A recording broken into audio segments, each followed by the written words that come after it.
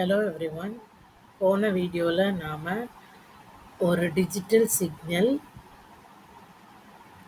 வந்து அனலாக் சிக்னலாக கன்வெர்ட் பண்ணணும் அப்படின்னா அதனோட பேண்ட்விட்த் எப்படி இருக்கும், அதே சமயம் அதனோட ஃப்ரீக்குவென்சி எப்படி இருக்கும் அப்படிங்கிறத பார்த்தோம். அதுக்கப்புறம் ஒரு சிக்னல் நம்ம டிரான்ஸ்மிட் பண்ணும்போது எப்படி டிரான்ஸ்மிட் பண்ணுறோம் அப்படிங்கிறதையும் பார்த்தோம்.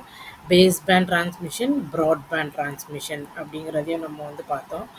இதில் ப்ராட்பேண்ட் டிரான்ஸ்மிஷனோட எக்ஸாம்பிள் தான் இந்த ரெண்டும். அந்த ரெண்டும் நான் சொல்ல விட்டுட்டேன். எக்ஸாம்பிள் தான் இந்த ரெண்டும். டெலிஃபோன் சப்ஸ்கிரைபர் லைன் அது ப்ராட்பேண்ட் டிரான்ஸ்மிஷனோட இது தான். இதில் மோடம் யூஸ் பண்ணி நாம் என்ன செய்கிறோம்னா, சென்டர் டிஜிட்டலை அனலாகாக கன்வெர்ட் பண்ணுவாங்க. அதே சமயம் ரிசீவர் அனலாகு திருப்பியும் டிஜிட்டலாக கன்வெர்ட் பண்ணி டேட்டாவை ரிசீவ் பண்ணுவாங்க. ஓகேவா? அதுக்கப்புறம் டிஜிட்டல் செல்லுலார் ஃபோன் யூஸ் பண்ணி நாம் பேசுகிறோம் அப்படின்னா அதுலேயுமே அனலாக் ஆடியோ சிக்னல் டிஜிட்டல் சிக்னலாக கன்வெர்ட் ஆகி அது பேண்ட் பாஸ் சேனல் வழியாக போய் திருப்பியும் அவங்களுக்கு டேட்டா ரிசீவ் ஆகும். ஓகேவா? இதில் நம்ம பேண்ட் பாஸ் சேனல் தான் நம்ம யூஸ் பண்ணுறோம்.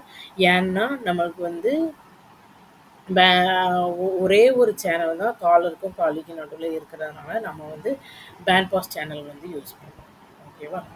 இந்த இன்ஃபர்மேஷன் சொல்ல விட்டுட்டேன். அதை இந்த வீடியோவில் நான் சொல்லியிருக்கேன். ஓகேவா? தேங்க்யூ.